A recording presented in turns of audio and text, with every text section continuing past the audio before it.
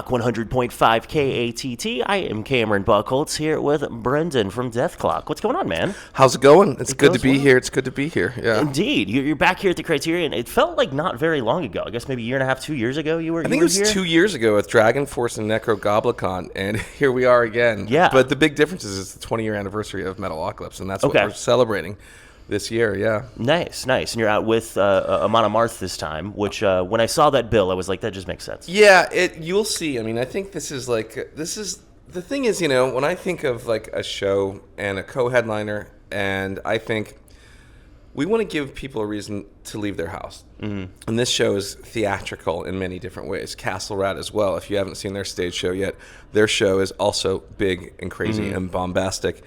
Same with Amon Amarth if you haven't seen that before.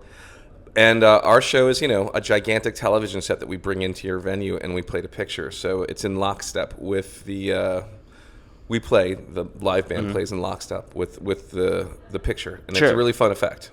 Yeah, man. And now, tour to tour, how much do you guys kind of change things? Because, I'd imagine a lot of things have to stay the same. Exactly. Just in fact, this is probably our third or fourth show, but my work started at the beginning of the year, getting all the animation ready, getting all, working with, editors, working with animators, working with compositors from the beginning of the year to now. And the conversation that we have on what our set list is going to be happens months before that. So Gene Hoglan, who's, legendary metal drummer, plays with Dethklok, he and I have conversations about what we think stays in the show, what we think gets swapped out, and then what new additions, what cool extras, fun, secret things that we're going to add to the show. And then I think it's part of my job to keep the relationship interesting, to have some new comedy in the show and all that stuff too. So these are all things that happen on months before we get on the road. So we have a set list, and then getting up to that level of what that crazy fast song after song after song, just pounding the audience with energy.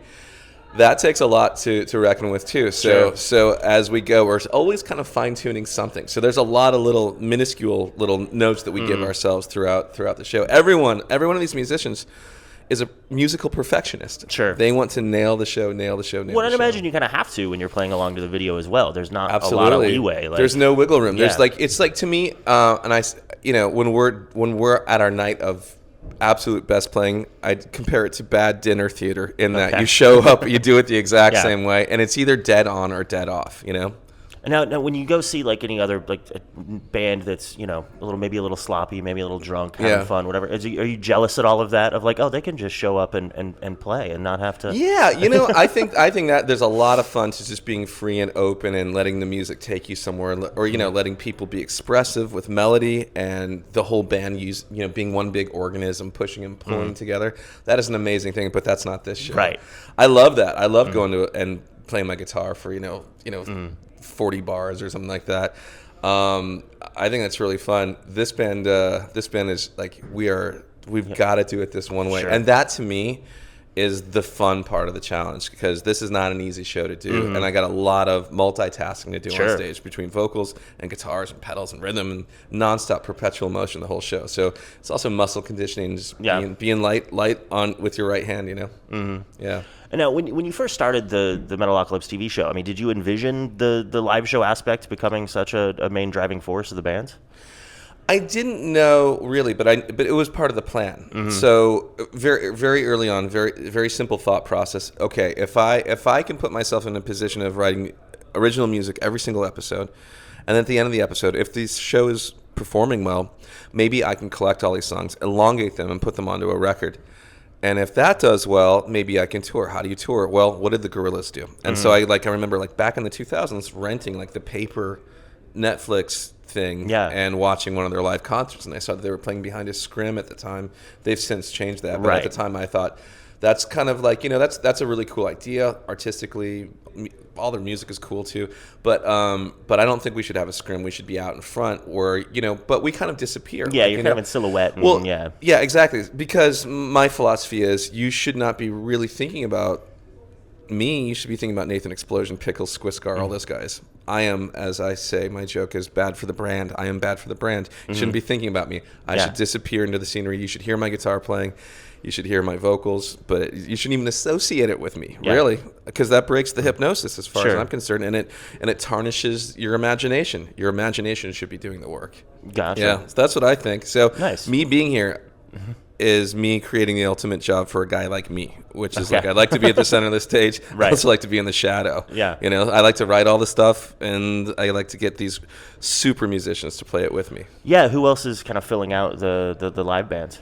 So of course we've got Gene Hoglan, who has been with the project for 20 years, from the very beginning.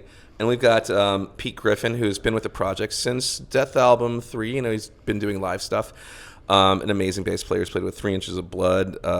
He's played with Steve Vai, Yngwie, Tosin Abasi, Betancourt, Zach Wilde on Generation Axe. Okay, yeah. He's played with members of Mastodon. He's a really just hyper talented dude that can do anything on bass. Really great player, great tone. And Neely Brosh. Neely Brosh was playing with Tony McAlpine. She now plays with Danny Elfman. She also plays with the Cirque du Soleil Michael Jackson show, where I saw her on stage. It was the first time I saw her on stage. Yeah. And she was shooting flames out of her guitar and like on the show with the dancers and working with the choreography. And I thought, well, that's not easy to do. Yeah. And she's also she went to Berklee College of Music, which is where I went to school, much later than me. But yeah, she was also a fan. She was watching this when she was in college, and so she's in. And I love her playing, and I think her guitar playing and my guitar playing really blend well too, or Squiscar's guitar playing and Toki's guitar playing blend really well. So it's really fun.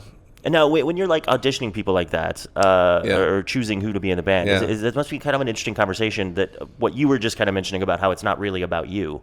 It's probably a very different sort of gig for them. It'd be like, you're there, but it's not. They know what the gig is at this point. Like she went to college, she was watching a TV show. And then she knew Mike Keneally, who is the original touring guitar player. Mike Keneally couldn't make it for a couple of gigs, and Neely filled in, and that's how that kind of thing happens.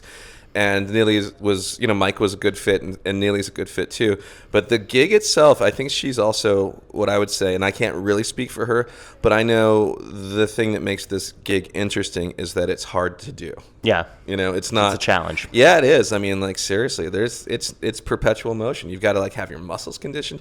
You have to, like, really, like, I have to have several conversations in my mind every night, which is, like, what are the lyrics? What is the guitar part? Get ready. Here comes the solo. You got to press the pedals. You're also going to be riding the wah on this one, or you're going to be riding the whammy pedal, whatever it is. And then also, hey, right hand, take it easy, take it easy, take it easy. I need to do all night long. So do not get to a point of tension ever. So it's a lot of conversations. And what I hear in my in-ears, we're playing to a click track, and I'm hearing Gene, and I'm hearing parts of Pete, and I'm hearing parts of Neely, and I'm also,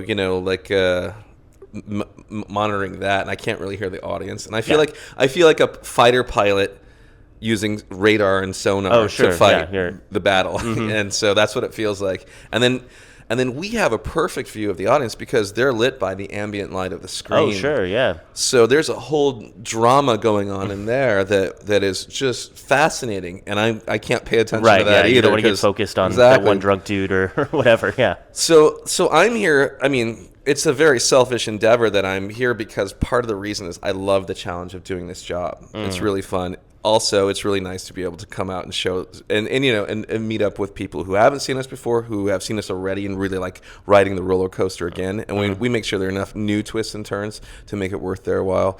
But it should feel like, kind of heavy metal Comic-Con out here today, kind of. Yeah, no, it makes sense. And now, aside from the live shows, what's kind of going on in the world of Dethklok and Metalocalypse? Well, the live shows are like the driving thing right now. Beyond that, you tell me. I'm not sure. I mean, they're like, it always seems like there's, some interest to maybe do something again. So I have an idea that I would consider doing if other people were interested. Gotcha. So that's kind of maybe that's the answer you're looking for. But we've got some other fun little tiny announcements that will be dropping along the way that I think are really cool. They may not be the ultra announcement that people are hoping for, but they're really, really cool. And I think I'm very happy to announce that soon. Nice. Yeah. And I guess I want to mention before, before you did Metalocalypse, you did home movies, which Yeah. I grew up loving. And, Awesome. of course, I do stand-up. And I actually just got off the road with 2 weeks opening for Todd Barry. Who was really? On, Okay. who was on I know home Todd, movies. And, Yeah, of course, yeah. So I love, just... How's he doing? I heard he fell down or got hurt. He did. He fell down a hill and broke 5 ribs. And oh, man. That was maybe 6-9 months ago. So I heard he's about recovered that. and doing well. So Good. Back out on the road. He's a funny guy. Yeah. I was and Tyler texted with him this weekend. So, Awesome. But no, I was gonna ask. I mean, back then, what was your mindset of kind of connecting with all those comedians and because that lineup now, if you look at the people that voiced on home movies, is legendary. Yeah. Well,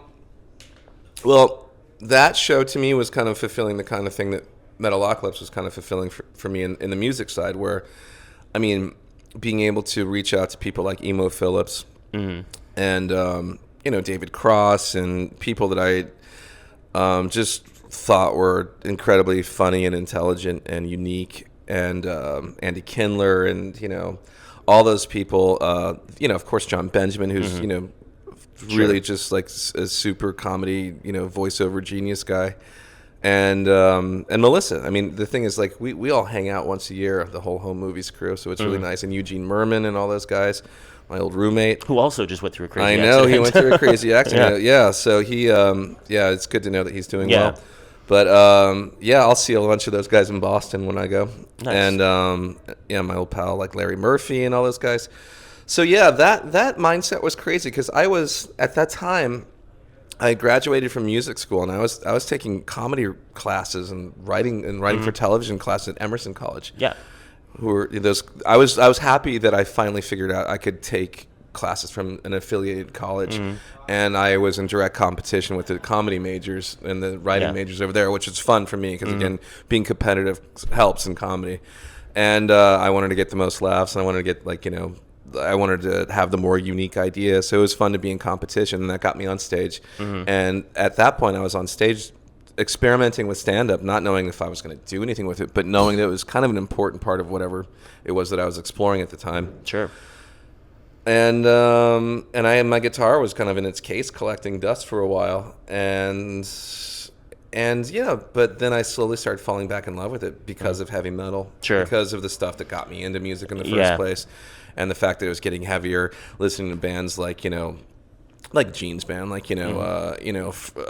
Strapping Young Lad, Death, Dark Angel, listening to stuff that like Amon Amarth, and Cannibal Corpse and all that stuff, So I was very, very interested in putting that show together. Actually, a lot of the reasons, home movies never got successful while it was on the air. It only kind of got known after it was finished and the DVDs came out. Yeah, I just know the DVDs, yeah. So in my mind, I was thinking, what lessons can I learn from home movies? Our time slot was constantly moving around. People didn't know what the show really was. The marketing was I think, is this a kid's show? Is this an adult show? And it's it's neither. We don't know either. We didn't know what we were making. We just knew we liked it a lot, and we thought it was cool. So I had to learn a lot of stuff. So the fact that Dethklok is kind of still kind of in the zeitgeist. We just put out a movie, a couple years ago, and put out 2 albums, and we're still kind of in that touring cycle. Yeah. But all that stuff kind of that came from the failure of home movies, really. So it was fun to have a project where I could put more music in. Home movies, I was putting a little bit of music in here and there, and it was and I was noticing it was adding a ton of personality to the show. And I thought that's helpful. I got a secret trick a lot of comedy people don't, So how do I use and abuse this? Sure, how do I exploit that? Exactly, yeah. And now, are you working on anything currently that's not Dethklok related? Do you have a new? Yeah, I have lots of things. I have things that that I'm constantly working on, different things that are in different stages. So I don't really talk about them too much because I don't think it helps anything. Sure. The only thing until it's a go or whatever. Until it's honestly, in TV, unless it's aired, it's. You don't know if it's even going to happen. You can have a whole series done and it can not happen. So in the can, finished, completed, and Sure. all that stuff. So I don't really talk about it, but my interests are still in music and in comedy and in animation, but also in live action and longer formats and still shorter formats. So but the way I look at it, I have a pretty charmed life where I've gotten to make the calls that I want to make and the shows that I want to make, you know, and that's to me like a really kind of crazy gift that I forget that not everybody gets. Indeed, man. And I'm very happy to be able to be doing stuff that I think is fun and playing my guitar. Yeah, Yeah. Indeed, man. Well, thank you so much for the time. And Absolutely. super stoked for the show tonight. And Awesome. everybody come out to Criterion tonight. Come out and check out the show. I'll see you there. I'll be the shadow in the middle.